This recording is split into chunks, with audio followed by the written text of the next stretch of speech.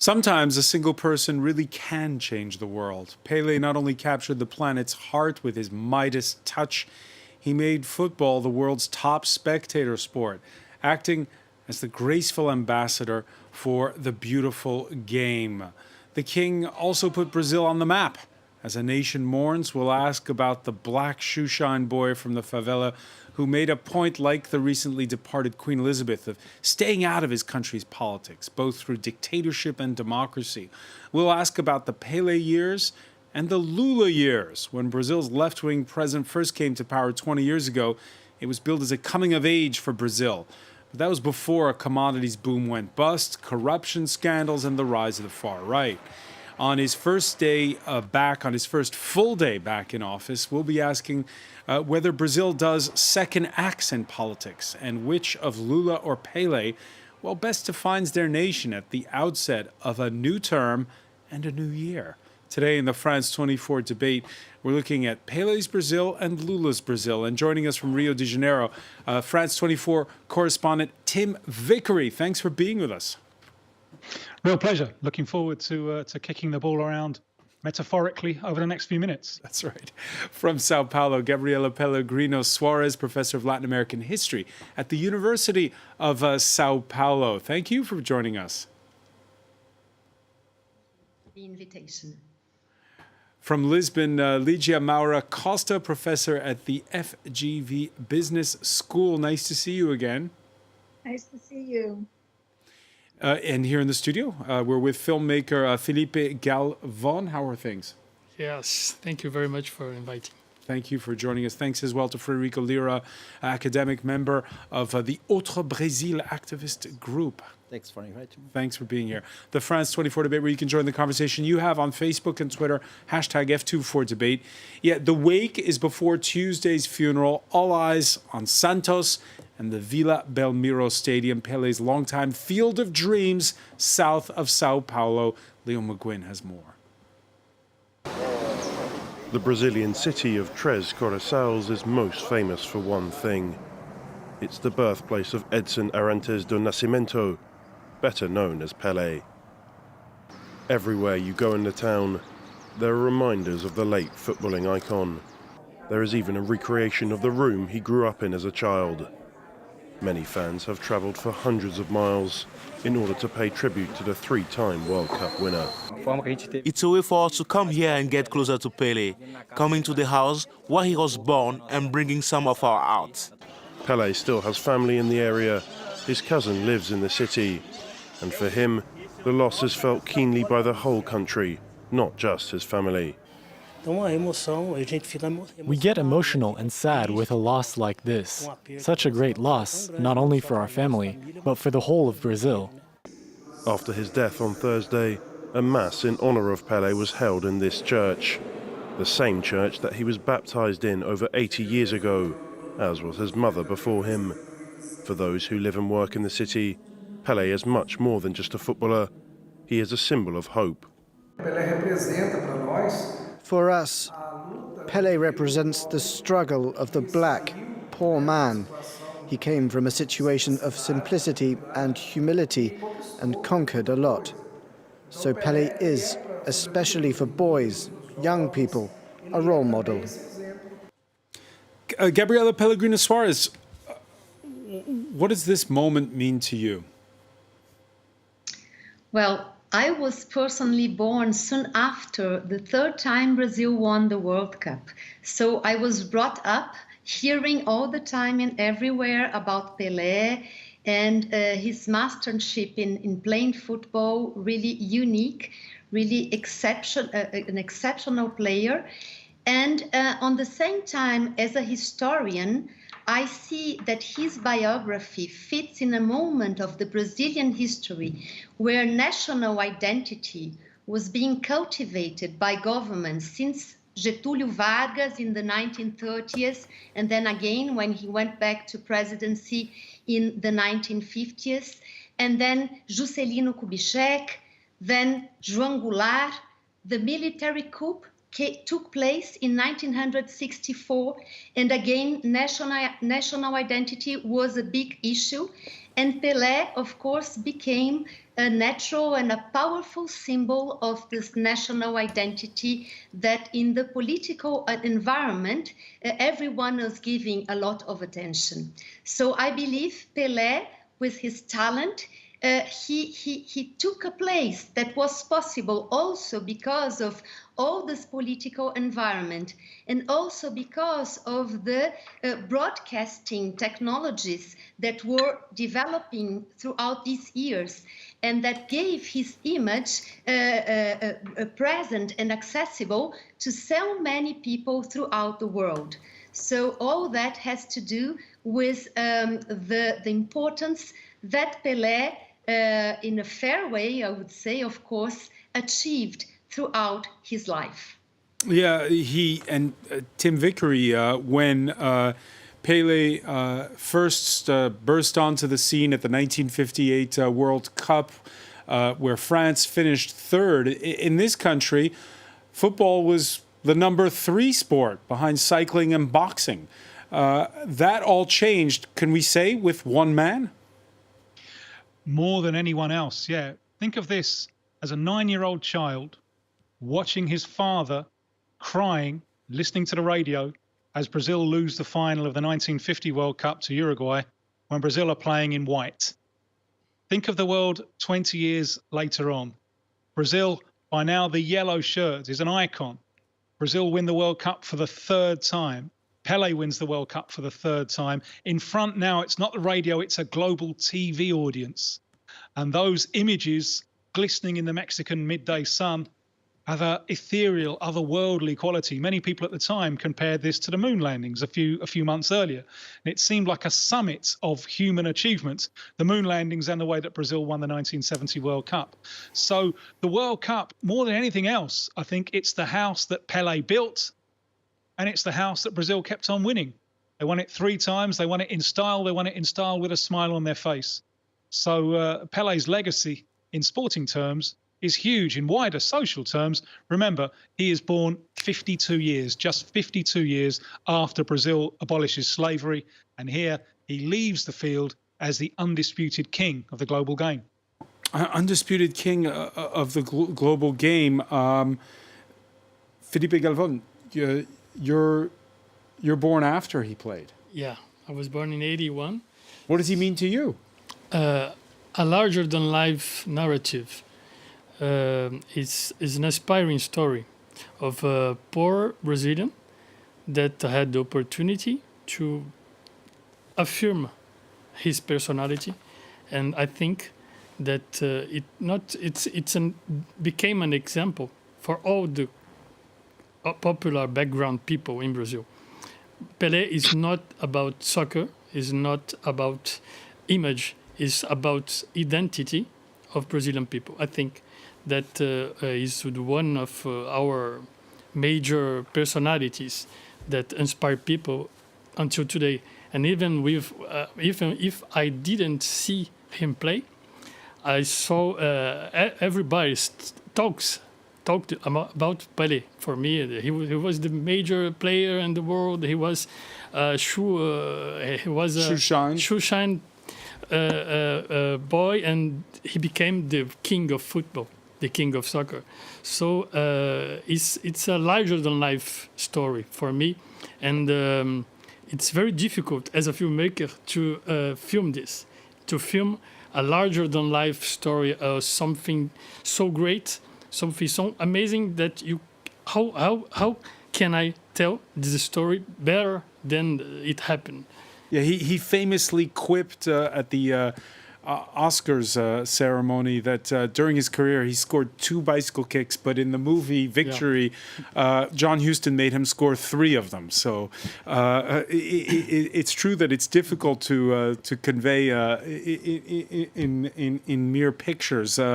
And Federico Lira, of course, much of his career corresponds to a period where there weren't that many pictures, as has been said by the other panelists. I think this is the main point that we have to insist on it, because Pelé was a player from another let's say, geological era. We talk about Anthropocene. He's something from before Anthropocene.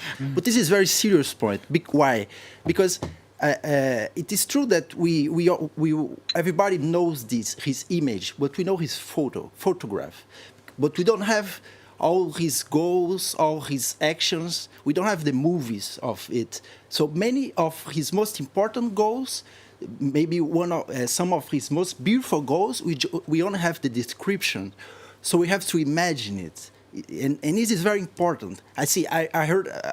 In some instances, there are radio tapes, but not film. Exactly. So we have to imagine the action. So we have to... Something that we lost a lot. We lost a lot of this weight of imagination. And Pelé is something that make people imagine. So when make people imagine, they make people dream, because we have to project what is going on.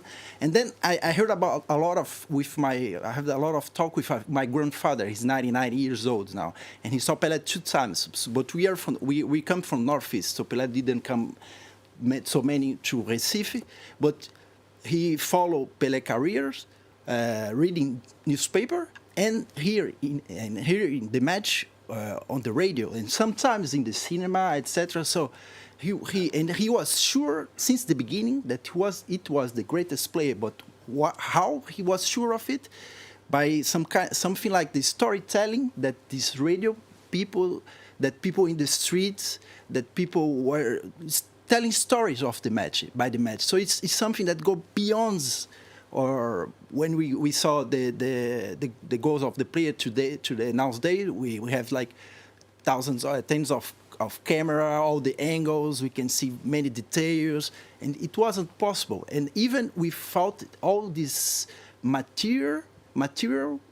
concrete material of this quantity of image, we are sure that it was the greatest player from all the time, because it came from a deep imaginary dimension, and I think this is very important to see. Ligia Maura Costa, something that's come up time and again since we learned the passing of Pelé's news is how much he was conscious of his humble upbringing, and he was criticized for being a little bit, how do we put it, it seemed a little bit like basic, the way sometimes he talked about literacy and was going on about education, talking about love. But actually, in hindsight, things he did with charities like UNICEF, promoting education, was something that had a deep meaning. Oh, that's for sure. That's for sure. And but I think that Pelé was, I have to say that Pelé was much more than Brazil only. I remember 15 years ago when was my first trip to China. I got there. People would say, where are you from? Bashi, so Brazil in China, in Mandarin. And the first thing that people would look at me, they would say, Pelé. I was so astonished, because I realized that he was much more than just, a great genius football player. He went a little bit further than that, despite the fact that, he did not receive all the education that, for several reasons, because he came from a very poor family. But even though he was a genius and he has surpassed Brazil, and he is, well known for all the places that he has been, even in China, more than 15 years ago. This was the image. The Chinese, despite all the limited information that they had, they knew Pelé from Bashi. So I think that this is very significant, what was Pelé at a global level. He was more just, a leader, a football player leader, a football player that actually has led a very good, a very special generation of football players in Brazil. Most of them came from very, very non-wealthy families at all. And then this became a kind of, not a tradition, but a way for many poor people in Brazil to say, wow, I can succeed if I can play football very well.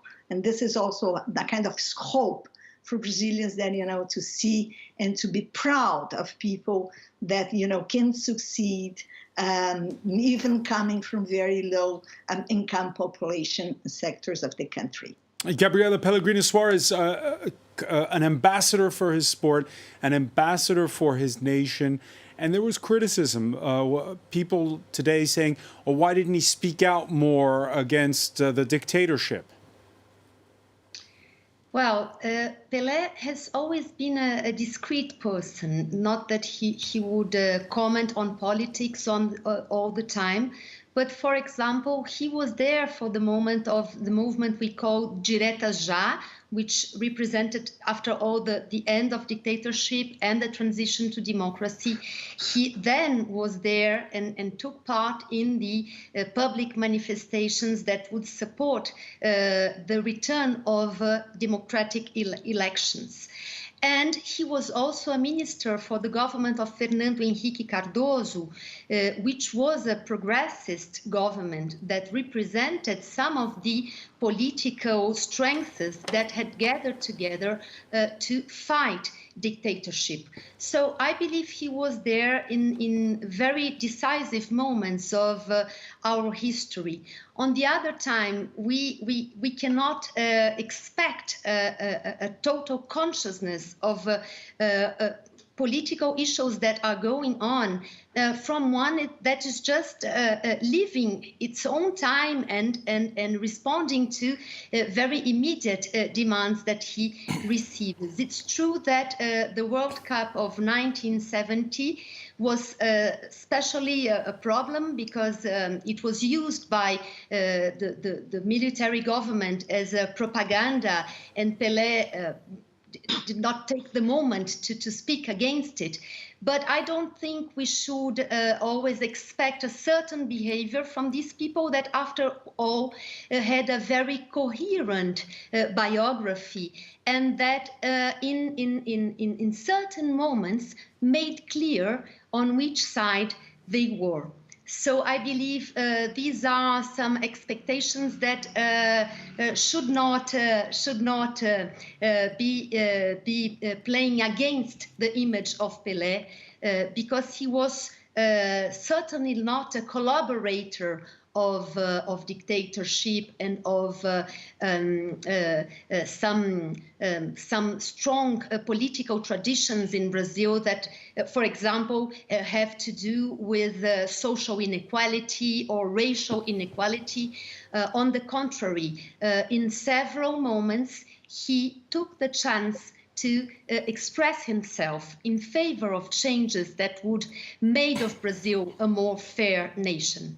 Tim Vickery, yeah, it's true. He wasn't like, for instance, the later captain of Brazil, Socrates, who took a very outspoken stance politically against the dictatorship. But I've seen parallels drawn with the Queen of England in that her genius was to incarnate who she was. And to some degree, it's appropriate that his nickname was the King. Well, yeah, the big difference there is the main genius of the Queen of England was to make a wise choice of her parents. Pelé had to do it all himself. I think an interesting comparison is between him and Muhammad Ali. They're more or less contemporaries, and Ali gave up the peak years of his career to make a political point. There's nothing like that in the life of Pelé. Is that a criticism of Pelé? No. The context needs to be explained. Number one, Ali had the Vietnam War to mobilize against. Pelé didn't have that. But also the racial history of the two countries is very different. Brazil imported millions more enslaved Africans than the United States. And that meant that in the States, the power structure there could keep a clear, well-defined line between who was white and who was black. Didn't happen that way in Brazil. Where even Portugal, a small country, colonized Brazil, it needed people. Even Catholic priests were encouraged to go forth and spread their seed. And that meant that for Ali, there was a movement behind him. When it's clear who is white and who is black, there is a black movement that could educate Ali, back up Ali. Pelé didn't have anything similar. to that. He had to find his own way. And remember, I don't think Pele ever threw off the trauma of childhood poverty. His mother was dead set against him becoming a footballer because it's such a risky career. It could be all over in one afternoon, as happened to his father. So he always had to overcome maternal resistance to being a footballer, and the fear is always in him. It's one of the things that made him such a great player. The fear, the need to drive himself harder all of the time. And that doesn't switch off once he stops playing. That fear, that infant trauma, it doesn't switch off. It means that he became a great public relations figure. He was a fabulous public relations figure. He always gave value for money. Sometimes maybe we expect too much from our sporting idols, but Pele didn't have anything like the same context around him that enabled Ali to be so political. And we get to the present now where you have this moment of deep polarization. Felipe Galvon, we had a presidential election where one side, that of the now ousted president Jair Bolsonaro, tried to co-opt the national jersey. And we saw at Lula's inauguration on Sunday some pro-Lula supporters wearing that national jersey because they wanted to say, we want to claim it back this moment. Is this one of those moments where the national team has become divisive at times and part of politics? Yeah, always football was used as a political weapon in Brazil. But I think that personally, this reappropriation of the national signs, I think it has its limits because Bolsonaro raped them. Bolsonaro used all the symbological arguments that found Brazil as a country to show what it could be made of. And I don't know if, for example, Ordem e Progresso is the line in the Order and Progress. Order and Progress. It's the motto of the country. Yeah, and this motto always deranged me.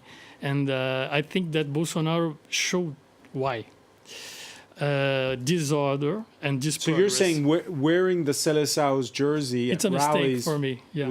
it was a mistake. It was our opportunity to get rid of this and to go to the next level. To why do we have to use these symbols? We can re-inaugurate the country. And at the moment we're at right now, are you? I guess I'll put this question to Gabriela Pellegrino Suarez. Is there a moment right now of where you are of this sort of national unity after a bitter campaign where, for just a short while, people are putting aside political differences? Well, I think it will be a long way.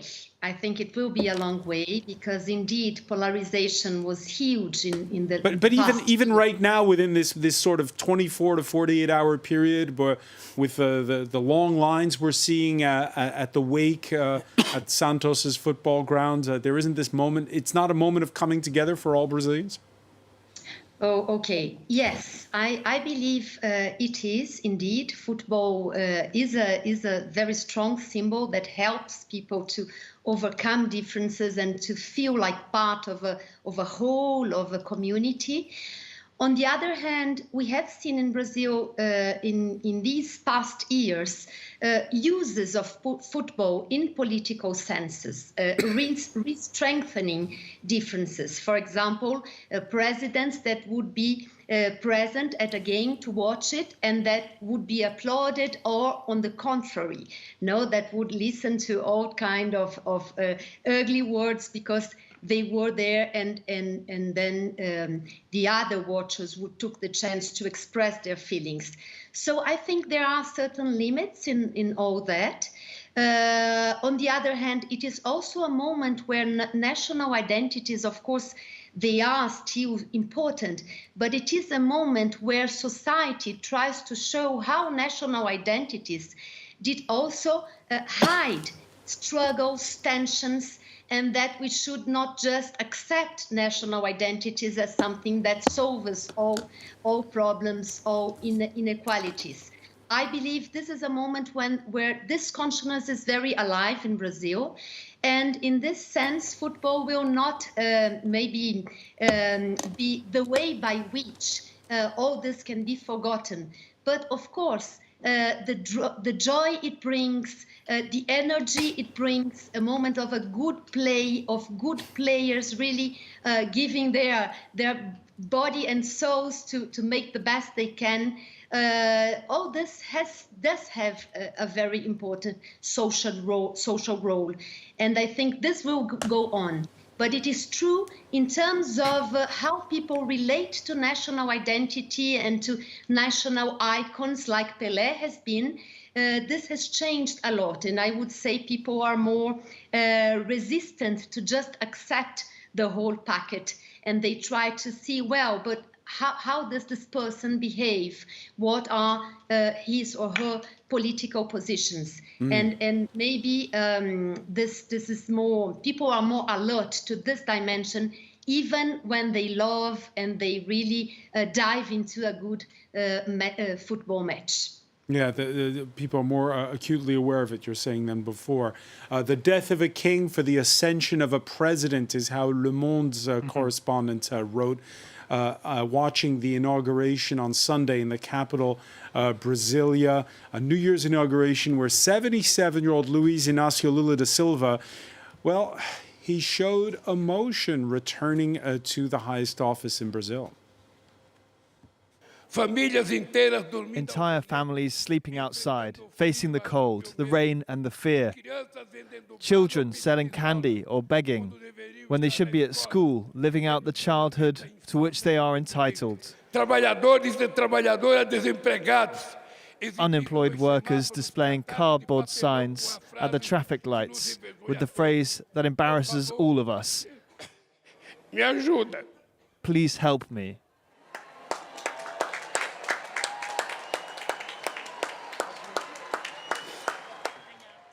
Federico Liro, what were those tears about? I mean, for sure, the man has suffered a lot. We have to say this, because he was put in jail without really, which has been proved after, it was like a fake affair of corruption. I mean, the Lava Jato was like a farce, a big farce. We have to say, repeat it. It was a big farce that a lot of people support from the system, from the political system, the medias, etc. So he was more than 500 days in jail. And during this time in jail, he lost his brother. And he couldn't go to burn his brother because a judge that now he says, we don't believe in the judge, of course. He says that he's regretted, but it's too easy to say now.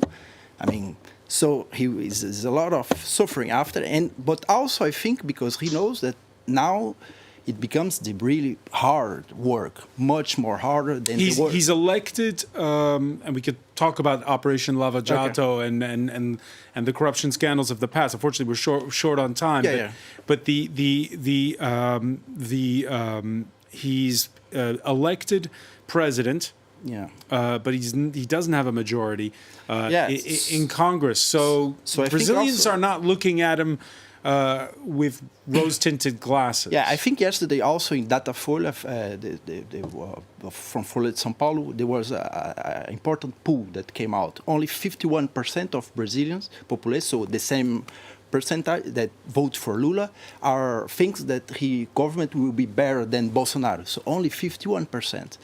A little bit more than 30% think that it will be worse, and the rest of it think it will be the same. So he's coming. We have like optimism, like every new president in any country of the world.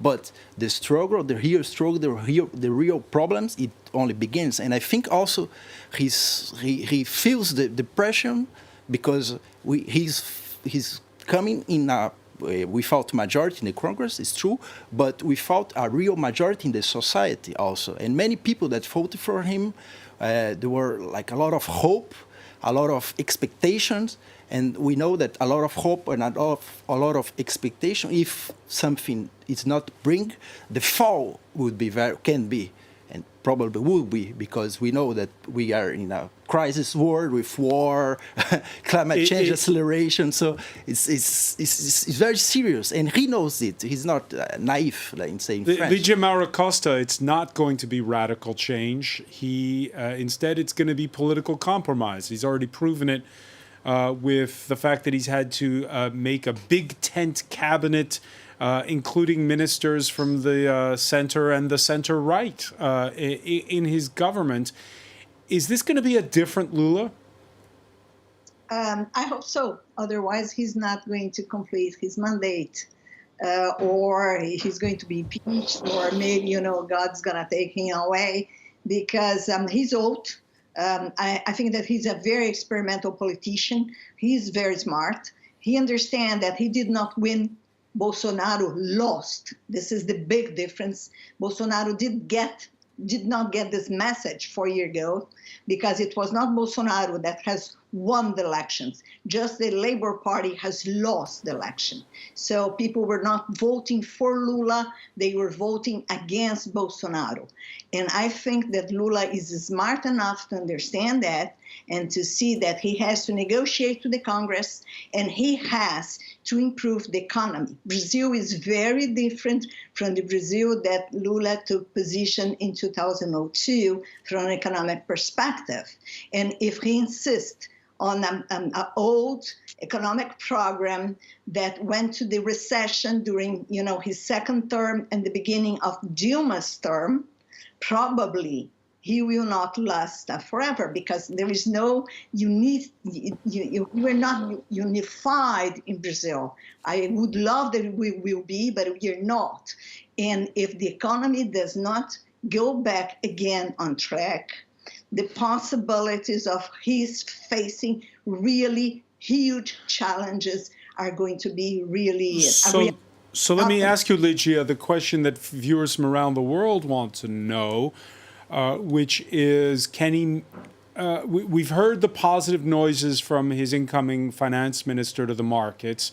There isn't going to be, big nationalizations or this sort of thing. Can he make good on that promise that he's made to reverse the deforestation in the Amazon?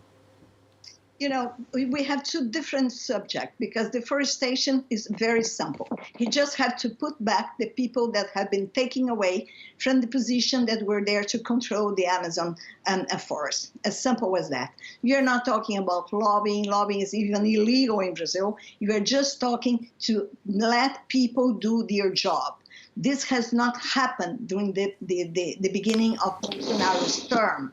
So you just have to put the army, to put the people that actually control the forest, and to fight illegal deforestation, to fight illegal mining. So it's not a big challenge. And this is a good path to show to the world that, we do care about the Amazon forest. It was, 4 years ago, quite complicated 4 years for the Amazon forest, because actually we did not fight those illegal, those illicit people that were devastating the forest. And this, he can do it without the Congress, without majority in the Congress. It's very, very simple. You just have to put the right person that used to work on those positions to protect indigenous people, to protect the Amazon forest, to protect the territory, go back to their works. Because Bolsonaro has and those people, has fired those people, and so it was a kind of abandoned. So this is one thing that has nothing to do with the economic part. Felipe Galvan, you agree?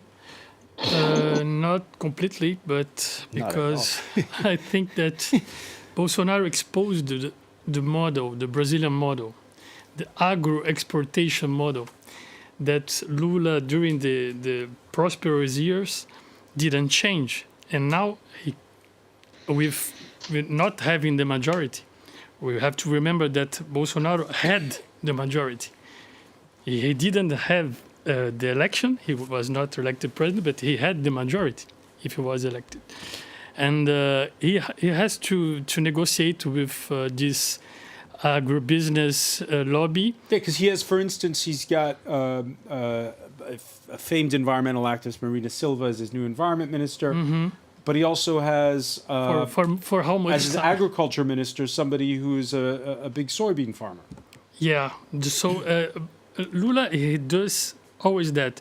He puts the contradictions in the government, the Brazilian contradictions in the government. A team of rivals. Yes, and everything that he can do, I think, now, will be less than he did before, because it's another world, it's another global context. So that's not good news. No, but for now, I think that I have to say, I just came from Brazil. I was filming there. I went there for filming a movie, and I went there to film a Brazil, and I happened to film another, because it has this energy in the country. People want to rebuild the country over the ruins. And I think that if Lula can, in 6 months, do some key changes, I think for the 4 years... What kind of key changes? What are you talking about? For example, what he said in the speech about the, how do I say this, the budget limits, because they put budget limits in the constitution. A spending cap. In the a spending cap. So if crazy one. Yeah, it's the worst thing that they could do, and if he can do this, he will be able to do some large investments in the health and in the education, something like that. But it will be immediate changes. People will feel. I have a strong disagreement with my colleague, because the problem nowadays is not only the illegal deforestation, but mainly the legal one that is close to the agribusiness that Felipe was talking about, because the agribusiness that were reorganized during the first Lula mandate and also Dilma, and now it became the center of the PIB of Brazil. I mean, is the GDP. Of GDP, sorry, yeah, the GDP is not only a disaster for Amazonia, but also a social disaster, a disaster for the Pantanal, for the Cerrado, and now it becomes to be also a disaster of Sertão in the northeast. So it is a disaster of all climate ecosystems in Brazil. So, and it's half legal and half illegal, let's say simple, to make simple, but also the legal part is a big problem. So we not only have to stop the legal deforestation, but also the legal one. We have to think about a complete new productive model. Otherwise, we just gain some time. So instead of maybe lose the Amazon in 10 years, we will lose in 15. But can he do that with his coalition partners? I think you have to invent a new way to do. Maybe like international partnership. We have to. What Lula. But he's got to work with he can do. I think he can. We should. He's got to work with Congress. He's got to work with. Yeah, but I think he can at least imagine something new to the world, because we are not in a simple. Very briefly on this point, Ligia Mauro Costa, before we move on, your thoughts on that, the sort of the gray areas when it comes to what's been a big driving force for Brazil's economy. First of all, I just would like to make a small comment. Brazil has one of the best environmental laws at the global level. So legal deforestation, it is really according to the law, according to high level of European legislations that we have. So the big issue is actually the legal one. From an economic perspective, we have to go back to privatization. We have to attract foreign investors. If we forget about the fiscal or the tax responsibility cap, we are going to be in a huge problem in the near future. So we have, to go back to the basics. And that's it. This is, to attract investors and to give security for investors, because investors, they want to see where are they going to put their money.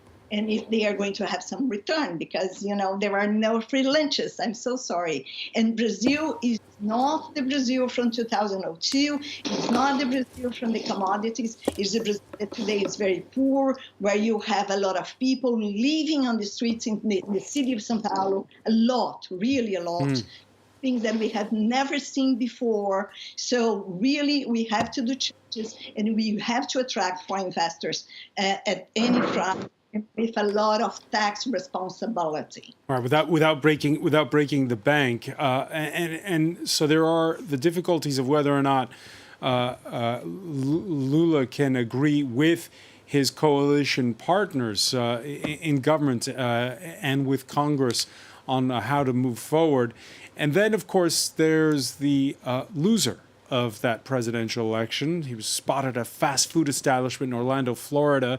Like Donald Trump when he was voted out, Jair Bolsonaro skipping the inauguration on New Year's Day, but not before a farewell message that he taped. So many times I wondered what I did wrong, what I should have done better. I'm convinced that I did my best. Brazil won't end on January 1st. Our Brazil won't end on January 1st. Tim Vickery, listening to Bolsonaro speaking there, is there, how much support does he still have? I know there's still a few dozen demonstrators in the Capitol, but could his, I mean, he didn't lose that presidential election by much. Could his ilk come back quickly? Well, remember, he's the first sitting president not to be re-elected, despite use of the political machine to re-elect himself on a scale that we've never, ever seen before. The man, I think, has lost a considerable amount of support since losing the election, because he's hardly done anything. Remember, this is the man who, during the pandemic, told Brazil, stop crying, stop whining, get on with things. All he's done since October the 30th, and I don't speak metaphorically, I speak literally, is to cry. He's hardly ever appeared. When he does appear, he's always in floods of tears. His political movements, I think, himself, stands as a movement dedicated to the cause of self-pity. And scuttling off to Miami, I don't think has done anything to bolster his hardline supporters, many of whom now see him as a coward.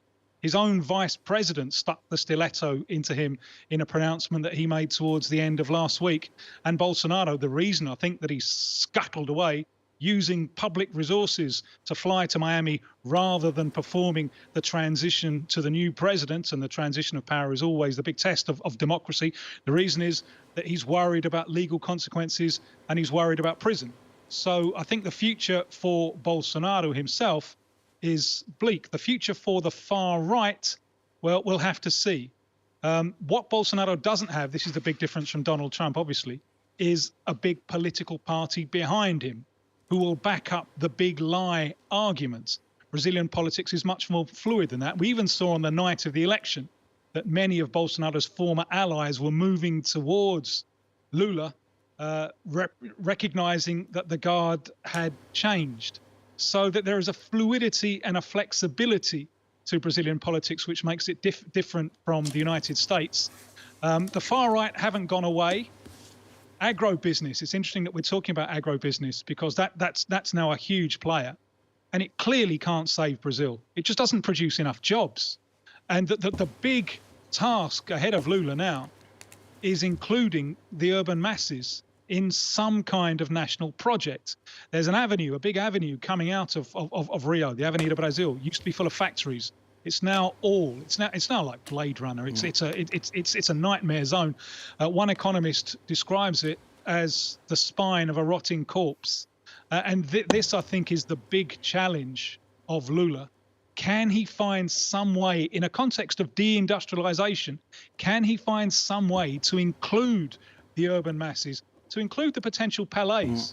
There's a North American sociologist, Janet Lever, who many decades ago called football, that's where we started, a living register of society's potential. Now, Pele could realize that potential on the football field, but there are no barriers to entry there.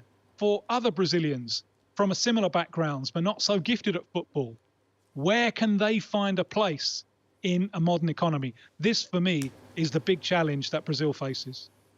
And one final question. We're running short on time, unfortunately. Gabriela Pellegrino Suarez, you'll have the final word on this. We've been talking about how to compromise under this new incarnation of Lula coming to the presidency. You heard Tim Vickery talking about all the challenges and the presented to a president elected on the promise of reducing that inequality. Where does he begin to unite the country? Well, the challenges are indeed enormous. But I would say, for example, education. Lula has done a lot for superior education. Universities, public universities, have developed under his previous tenure. But basics education in Brazil is still a huge problem, and children leave schools knowing very little. So we need to put attention on this, because this will also be a way of opening new ways of Brazil getting into new frontiers of technological production and other economic domains where knowledge is really strategic. And in this sense, I would like to add about this debate on Amazonia, that indeed international partners are important, but we have local populations in Amazonia that have already pointed some ways to development, a development that can conciliate with conservation of nature. For example, the well-known figure of Chico Mendes and the seringueiros, because I believe this idea of a biodiversity in Amazonia is a source of wealth. A source of wealth, and there is a middle ground there to find it. Unfortunately, we're going to have to end it there. We're running short on time. Gabriela Pellegrino Suarez, I want to thank you so much for being with us from Sao Paulo. Tim Vickery in Rio, Ligia Mara Costa in Lisbon, Felipe Galvon, Federico Lira. Thank you for being with us here in the France 24 debate.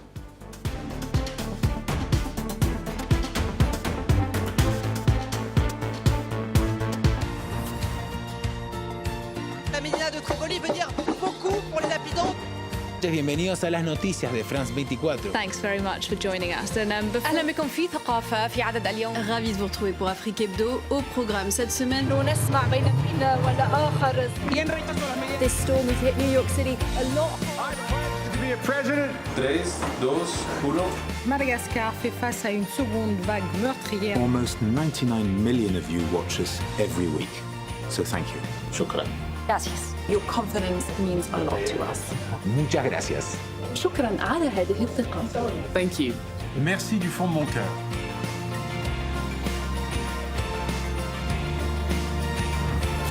Liberté, égalité, actualité.